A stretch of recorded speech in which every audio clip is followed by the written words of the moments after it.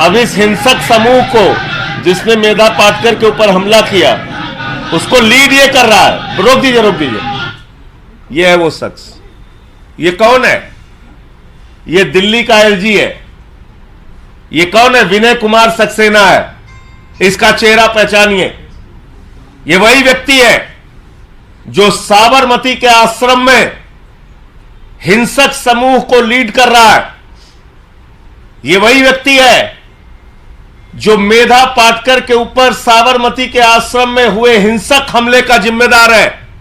ये वही व्यक्ति है जिसका नाम एफआईआर में आरोपी नंबर 4 के रूप में लिखा हुआ है। ये वही व्यक्ति है जो कह रहा है ऐसी हिंसक हमला करने के बावजूद उसको एलजी होने के नाते न्यायालय की प्रक्रिया से दूर रखा जाए, इसका ट्रायल ना चला जाए, इसको कोर्ट में ना बुलाया जाए। ये वही व्यक्ति है। आज जो वीडियो मैं आपको दिखाने जा रहा हूं उसको देखकर आपको भी शर्म आएगी, दिल्ली वालों को भी शर्म आएगी, पूरे देश के लोगों को शर्म आएगी, लेकिन एक व्यक्ति को शर्म नहीं आएगी जिसका नाम है देश के प्रधानमंत्री आदरणीय नरेंद्र मोदी, क्योंकि उन्होंने ही उस व्यक्ति को दिल्ली का एलजी बनाया है। मैं आज आपके सामने जो वीडियो दिखाऊंगा दिल्ली के एलजी का, वो शर्मनाक वीडियो देखकर आप खुद अपने दिल और दिमाग से सोचिएगा कि क्या ऐसा व्यक्ति जो ऑर्गेनाइज्ड गिरोह को लीड करे, ऐसा व्यक्ति जो हिंसक समूह का सरगना हो, ऐसा व्यक्ति जो साबरमती के आश्रम में, राष्ट्रपिता महात्मा गांधी के आश्रम में शांति सभा पर हमले करवाए, ऐसा व्यक्ति जो मदर टेरेसा के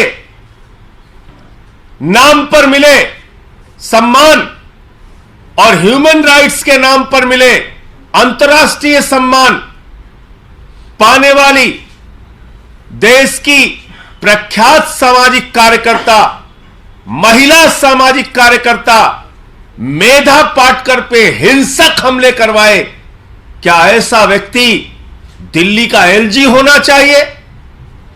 यह आप सोचिएगा, विचार कीजिएगा और देश के प्रधानमंत्री से सवाल पूछिएगा कि देश के प्रधानमंत्री जी, आपने हिंसक समूह के सरगना को दिल्ली का एलजी कैसे बनाया?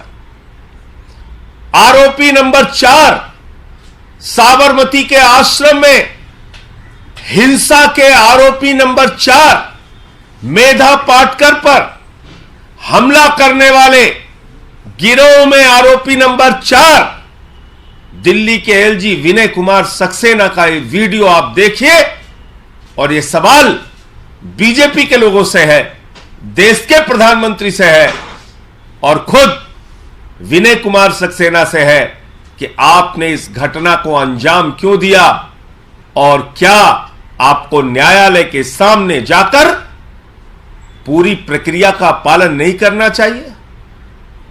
आप कोर्ट से भाग रहे हैं। कोर्ट से क्यों भाग रहे हैं? क्योंकि इस मामले में एलजी को सजा हो जाएगी। कोर्ट से क्यों भाग रहे हैं? क्योंकि एलजी को मालूम है कि अगर न्यायालय के सामने गए और यह मामला चला तो उनको निश्चित रूप से सजा होनी है। साक्ष्य पूरा मौजूद है, वीडियो एविडेंस के साथ मौजूद है और वो आपके सामने है। इसको जरा देखिए आप।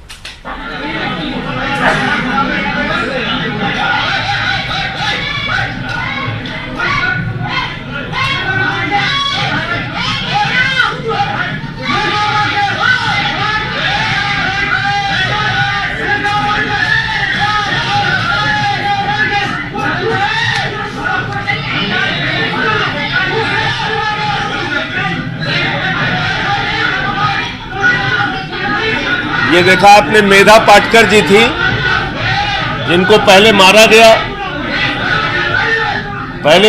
और बड़ी मुश्किल से उनको बचा के कमरे के अंदर ले जाया गया।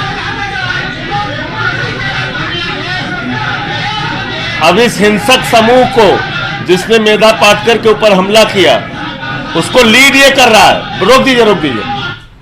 ये है वो शख्स। ये कौन है? ये दिल्ली का एलजी है। ये कौन है? विनय कुमार सक्सेना है। इसका चेहरा पहचानिए। ये वही व्यक्ति है जो साबरमती के आश्रम में हिंसक समूह को लीड कर रहा है। ये वही व्यक्ति है जो मेधा पाटकर के ऊपर साबरमती के आश्रम में हुए हिंसक हमले का जिम्मेदार है। ये वही व्यक्ति है जिसका नाम एफआईआर में आरोपी नंबर 4 के रूप में लिखा हुआ है। ये वही व्यक्ति है जो कह रहा है ऐसी हिंसक हमला करने के बावजूद उसको एलजी होने के नाते न्यायालय की प्रक्रिया से दूर रखा जाए, इसका ट्रायल ना चला जाए, इसको कोर्ट में ना बुलाया जाए। यह वही व्यक्ति है। इसलिए आप लोगों को यह साक्ष्य, यह प्रमाण, यह वीडियो एविडेंस आज सारे मीडिया के लोगों को हम लोग दे देंगे।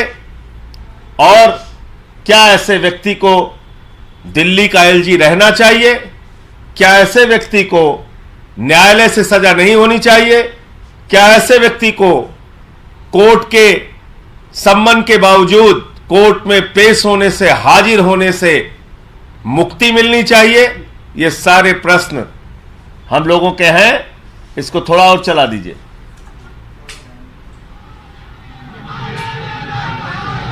बस बंद कर दीजिए।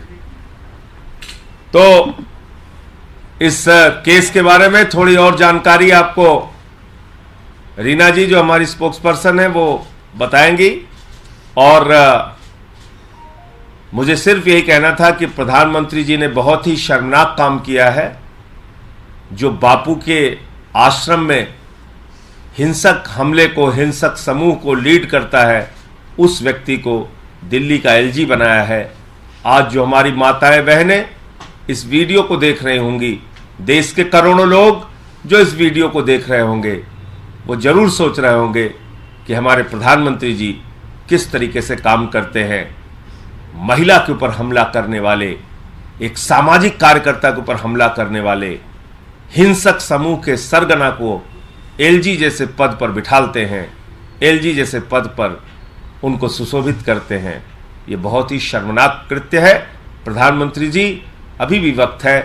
इस वीडियो के आने के बाद तो कम से कम इस व्यक्ति को न्यायालय की प्रक्रिया में शामिल करवाइए, कोर्ट के सम्मन का पालन करने के लिए बोलिए और ट्रायल चलाकर जल्द से जल्द एलजी को सजा होनी चाहिए। ये हम लोगों की डिमांड है। रीना जी अपनी बात कहें।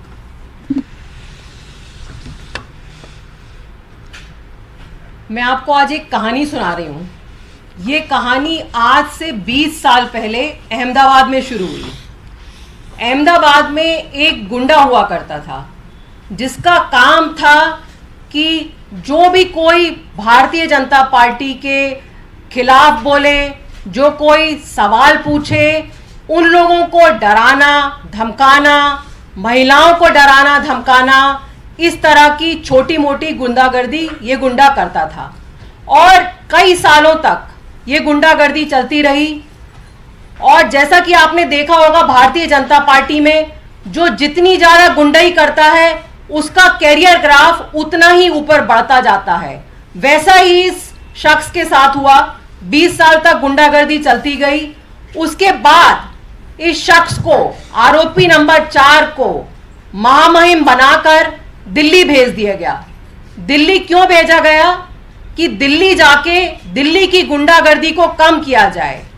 आप सोचिए, ऐसा शख्स जिस पे ऐसी संगीन धाराएं लगी हुई हैं, 147 दंगे की धारा, 321 चोट पहुंचाने की धारा, 506 धमकी देने की धारा, ऐसी धाराएं जिस पे लगी हुई हैं, उसको माननीय प्रधानमंत्री जी ने एक दिल्ली का उपराज्यपाल बना दिया गया।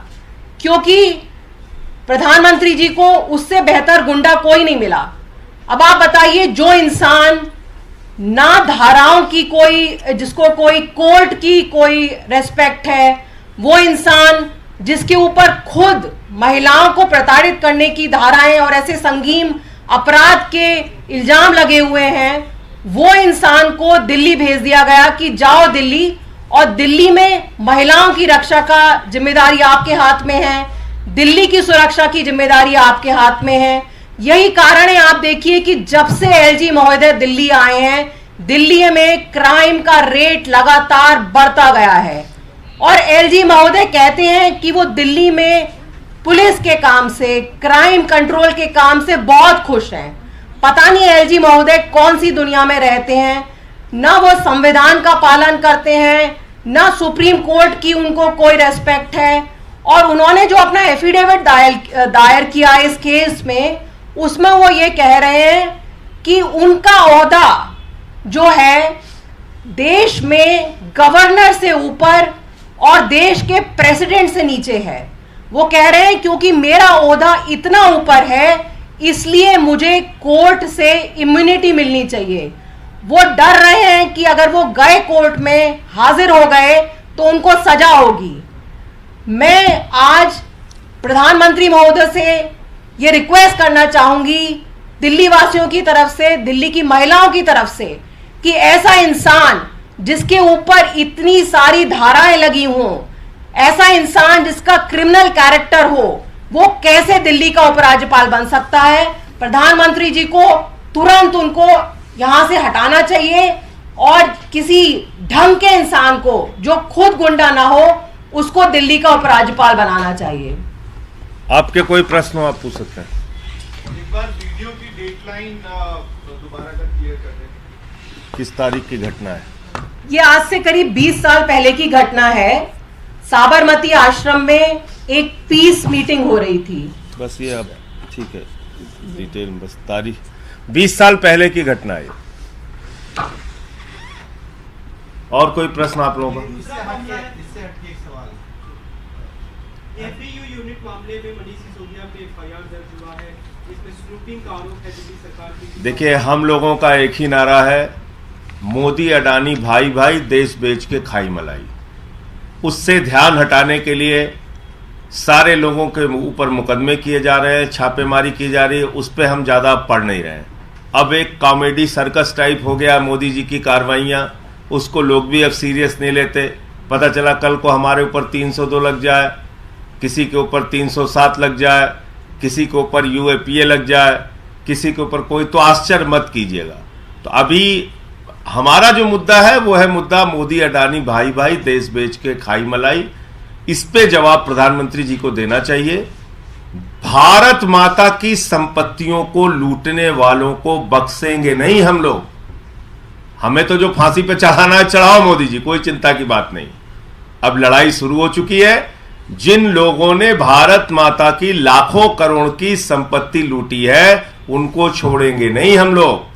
जेपीसी आपको बनानी पड़ेगी, पार्लियामेंट में गतिरोध जारी रहेगा, रोज आपके खिलाफ प्रदर्शन होगा, रैलियां होंगी, सभाएं होंगी, पूरे देश में बताया जाएगा कि आपने और अडानी ने मिलकर भारत माता की लाखों करोड़ की संपत्ति लूटी है और मोदी अडानी भाई भाई, देश बेच के खाई मलाई।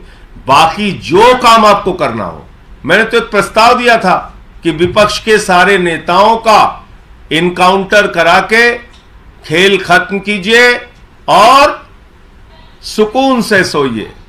क्योंकि कोई मुझे बताया कि हमारे मोदी जी तो मात्र 3 घंटे सोते हैं, तो मैंने सोचा और क्या करते हैं 21 घंटे। इस पे एफआईआर हुई कि नहीं, उस पे ईडी गई कि नहीं, इस पे सीबीआई गई कि नहीं, इस पे इनकम टैक्स छोड़ा कि नहीं, इस पे एनआईए लगाया कि नहीं, इसको फांसी चढ़ाया कि नहीं, उसको फांसी चढ़ा। अरे भैया फुर्सत ले लो एक बार में, सबको मार के किनारे करो, लेकिन अडानी के घोटाले की जांच कराओ। उससे भागने नहीं देंगे। ये ड्रामे तो तुम्हारे रोज चलेंगे। अब जान गया हम लोगों को अब पता चल गया मोदी जी कि अडानी के घोटाले से ध्यान हटाने के लिए रोज आपके ड्रामे चलेंगे। कहीं इस पे मुकदमा, कहीं उस पे मुकदमा, कहीं उस पे मुकदमा, कहीं उस पे मुकदमा, जो करना है करो। लेकिन भारत माता की लाखों करोड़ की संपत्ति नरेंद्र मोदी और अडानी ने मिलकर लूटी है, इसकी जांच जेपीसी से होनी ही चाहिए। लेकिन सर उसमें करप्शन के केस को फाइल किया गया इस मामले में। अब किसी भी बात का कोई जवाब नहीं देना है। अब सिर्फ एक बात का जवाब मांगना है मोदी जी से कि जेपीसी कब बनेगी, जांच कब होगी।